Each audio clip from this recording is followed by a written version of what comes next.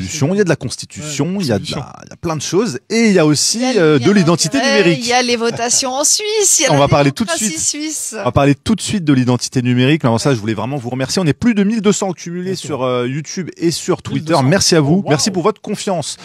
On va parler tout de suite de cette supercherie, de ce ce vol.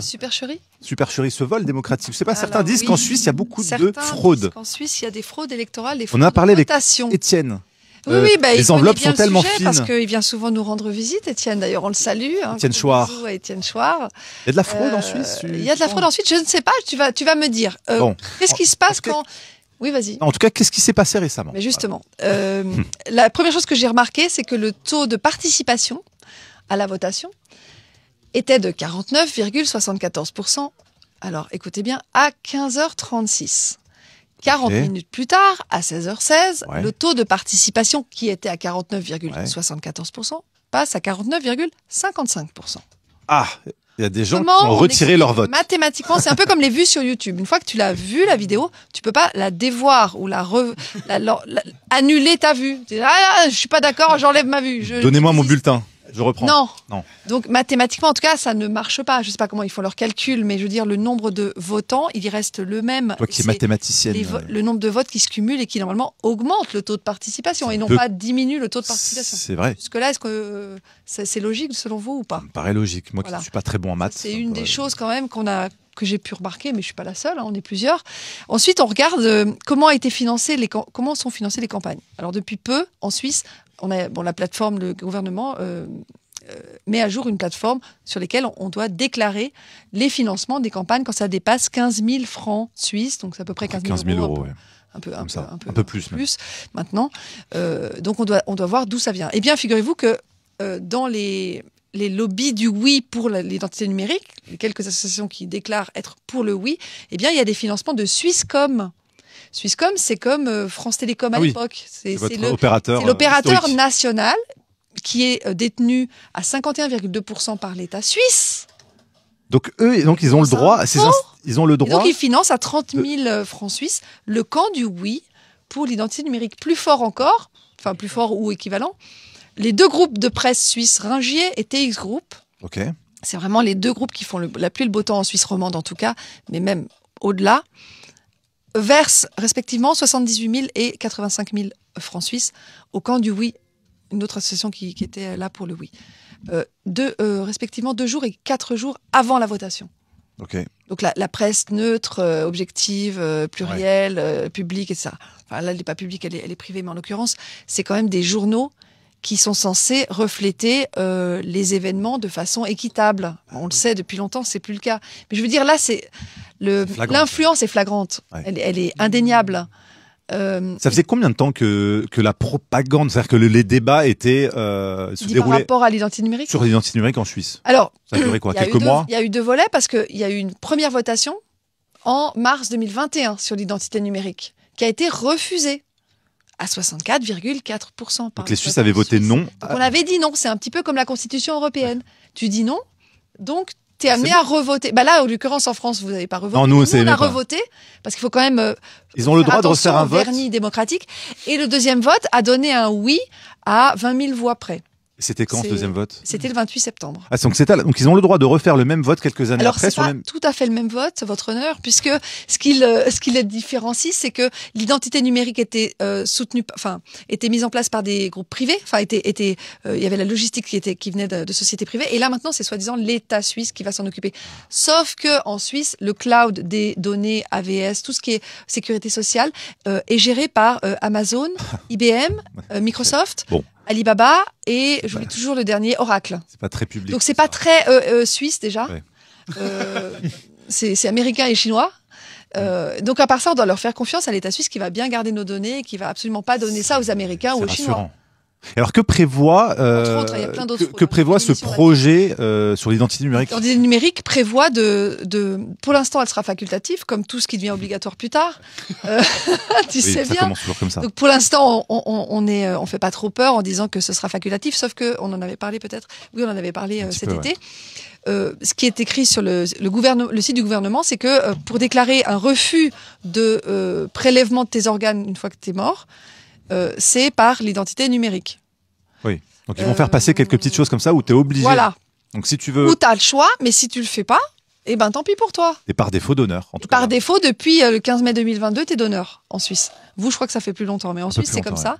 Le peuple suisse a voté ça. Et en tout France, cas, le résultat de la votation. En France, il faut aller sur le site du gouvernement. Ouais, et le site ne marche pas. On avait fait le test la dernière fois. Oui, tu avais testé l'autre fois le site, n'était pas très fonctionnel. Ouais, c'est-à-dire qu'on a un site pour dire qu'on veut pas donner, mais ça marche pas. Voilà. Bien un jour, ils diront, pour que ça marche, il faut avoir l'identité numérique. Et ouais. Alors, c'est pas tout. Les cantons. Donc là, à 20 000 voix près. À 20 000 voix près. 21 000. 21 000. Ouais, mais alors justement, jusqu'à 16h, je sais plus combien, 16h05 ou comme ça, juste avant le fameux 16h16 où il y avait les votations, les résultats définitifs, tous les cantons avaient voté, sauf un, c'était Zurich. Les deux derniers, c'était Genève, le mien, le super canton qui héberge l'OMS, Gavi, le Forum économique mondial, toutes ces belles organisations qu'on connaît maintenant. De la chance. Quelle chance. Donc l'avant-dernier, c'était Genève, le dernier, c'était Zurich. Jusqu'au moment où Genève a voté, donc je veux dire pas à voter, mais au moment où les votes ont été comptabilisés, c'était le non qui l'emportait en Suisse.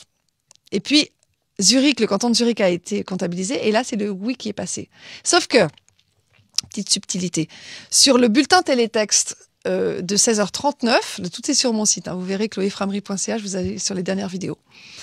Il est écrit que le canton de Genève et le canton du Valais ont voté non à l'identité numérique, sauf que quand on va dans les résultats, Genève a voté oui à l'identité numérique. Donc, on ne sait plus ce qui est vrai, ce qui est officiel.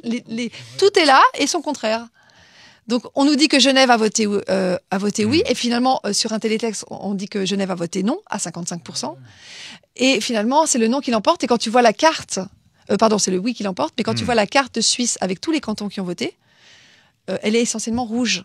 Donc, ça veut dire que c'est le non qui l'emporte quand tu regardes les cantons. Ça, mais au niveau de la population, c'est le oui. Alors, tu comprends plus rien. Et ça, c'est très intéressant. Parce que du coup, ils peuvent dire, tu vois, c'est vraiment le néo-totalitarisme actuel.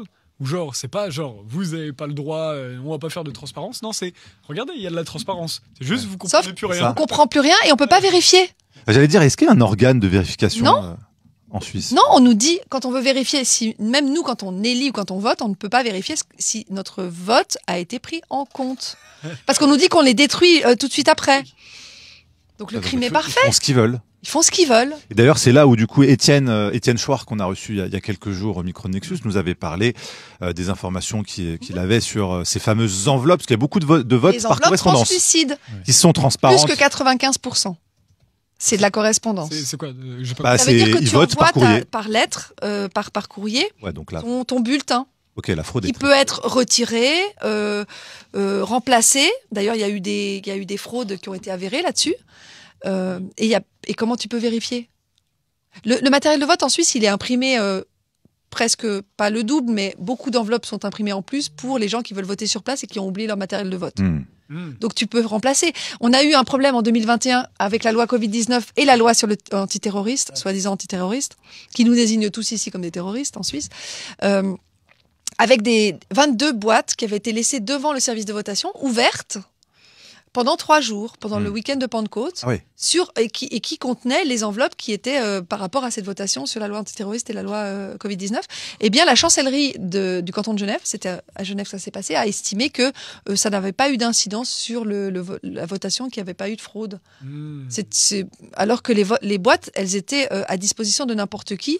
N'importe qui aurait pu remplacer les enveloppes, enlever des enveloppes, enfin bref. C'est ce qu'il disait, c'est que c'est tellement fin que ça permet, avec une petite lampe torche, de regarder un peu les votes par transparence. Absolument, c'est François de Sibontal qui avait dénoncé ça, qui avait été à côté des endroits où justement des services de votation à Lausanne et qui avait vu il y avait des flashs comme ça de lampes la nuit. Tu te dis et on sait pas ce qui se faisait, mais en tout cas avec une lampe forte, et ça ils avaient fait une vidéo avec Thomas Wroblewski que je salue.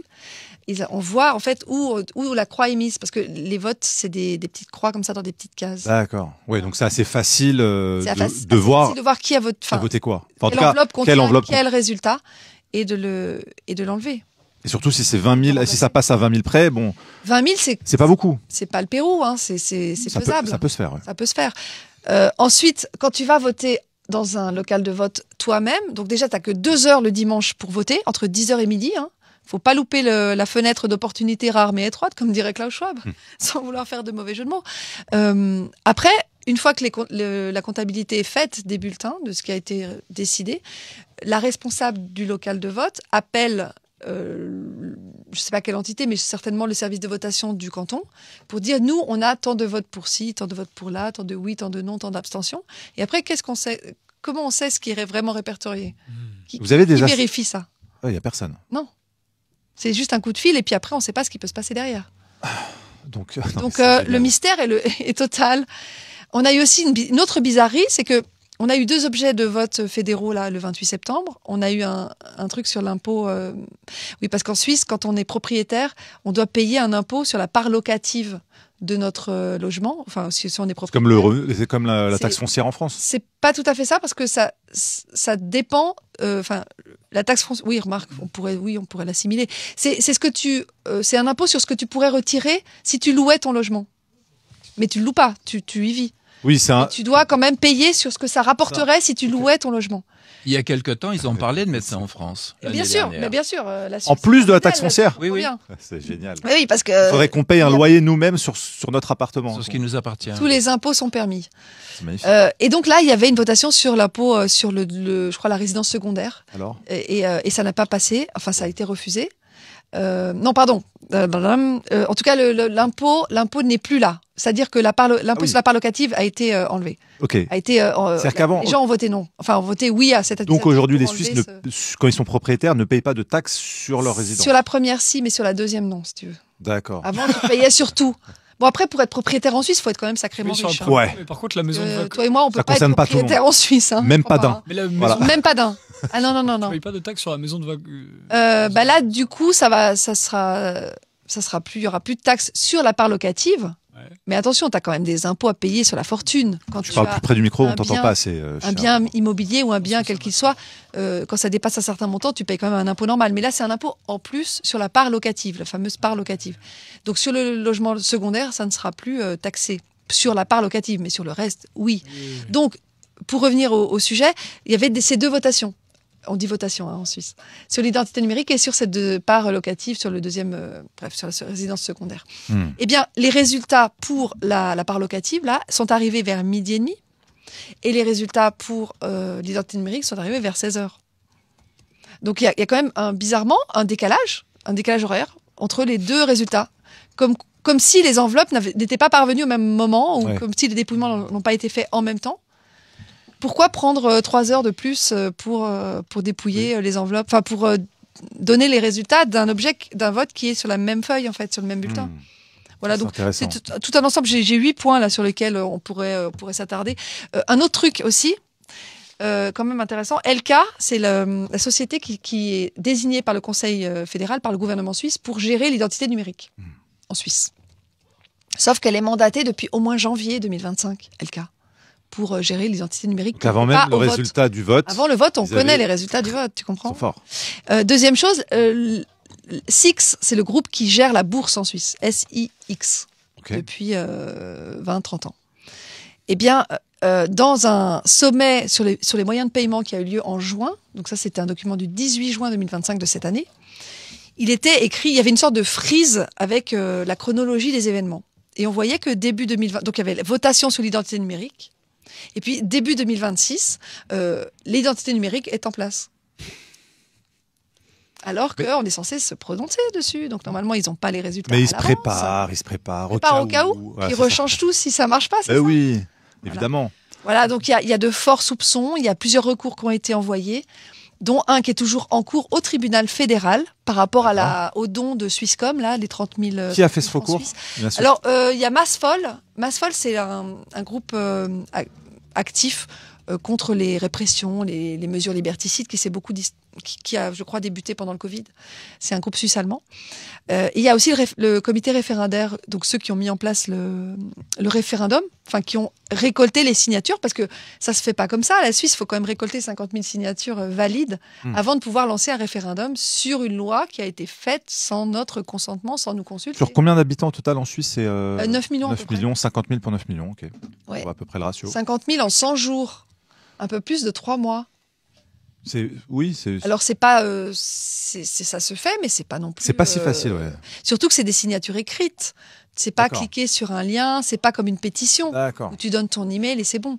Tu dois avoir des signatures écrites avec l'adresse, la date de naissance, donc la signature. Et après, il faut qu'elle soit valide. Donc en général, il faut récolter au moins 55-60 000 signatures pour être sûr que ce référendum est validé. Ah, parce qu'ils en enlèvent quelques. Ils en enlèvent beaucoup de milliers. Parce que parfois, tu as signé 2 fois, ou alors ton adresse, c'est pas la bonne, ou alors ils arrivent pas à lire l'adresse. Il y a plein de facteurs qui font que les signatures sont pas toujours valides.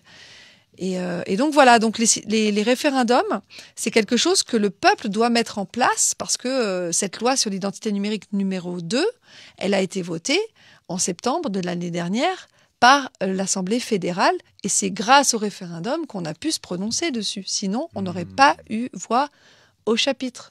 D'accord.